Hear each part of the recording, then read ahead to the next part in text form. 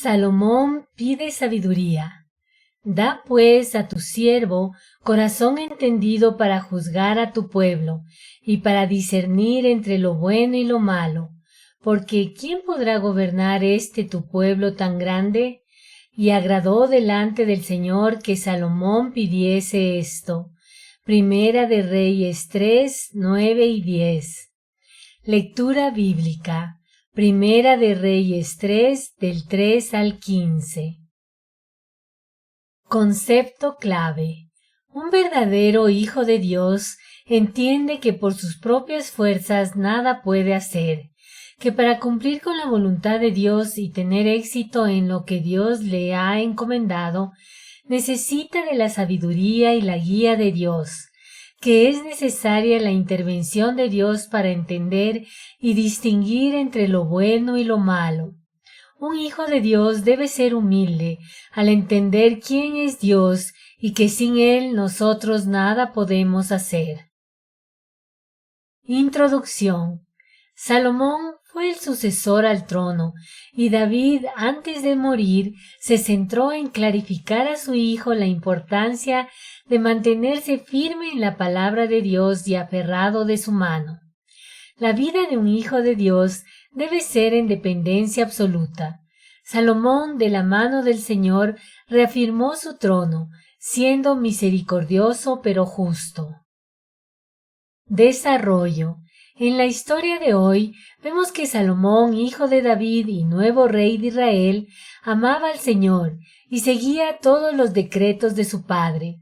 Salomón cumplía con las reglas para los sacrificios y Jehová se le apareció en sueños. Dios le ofreció a Salomón cumplir cualquier petición. El corazón de Salomón, agradecido con Dios por todo lo que había recibido, pidió sabiduría para cumplir con las funciones de rey. Él entendía que Israel era el pueblo de Dios y quería tener entendimiento para tomar buenas decisiones y ser digno de lo que se le había encomendado.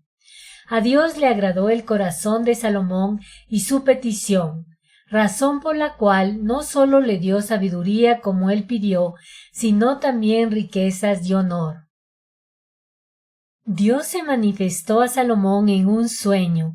Sin embargo, este sueño fue especial, ya que fue una conversación bilateral entre Dios y Salomón. Salomón reconocía la fidelidad de Dios. Él consideraba su sucesión a David como evidencia del amor de Dios y el cumplimiento de sus promesas a su padre. Salomón tenía alrededor de 20 años y confesó abiertamente su falta de capacidad y experiencia para ser rey. Humildemente admitió su necesidad. Él quería un corazón atento para gobernar con sabiduría al pueblo de Dios. El Señor se agradó del corazón de Salomón, ya que él no pidió beneficios personales. Por esta razón, Salomón fue especial. Dios le concedió sabiduría más allá de lo que nos podemos imaginar. No había nadie como él. También Dios le dio riquezas y honra, pero en contraste a estas que ya eran suyas, una vida larga dependía de la futura obediencia de Salomón a los mandamientos del Señor. Conclusión. Dios nos transforma y cambia nuestro corazón a uno de carne, que ama a Dios y aborrece el pecado. Sin embargo, a pesar de la obra de Dios, muchas veces nos dejamos dominar por el pecado. Como hijos de Dios, debemos entender que Dios hizo una obra perfecta, pero dependemos absolutamente de Él. No podemos vivir alejados de su mano, ni tratar de conseguir las cosas por nuestras propias fuerzas. Debemos entender que todo lo que somos es por Él y para Él. Nuestra vida le debe dar toda la gloria y la honra, pero esto es imposible sin la mano de Dios en nuestra vida. Debemos entender que separados de Dios nada podemos hacer. Pero si permanecemos en Él y Él en nosotros, llevaremos mucho fruto. Contesta las siguientes preguntas. ¿Qué le pidió Salomón a Dios? ¿Riquezas? ¿Sabiduría? salud. A Dios le agradó el corazón de Salomón y su petición.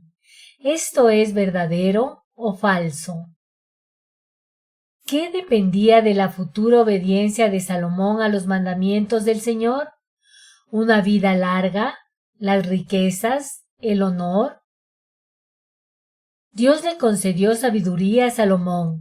No había nadie como él. ¿Esto es verdadero o falso?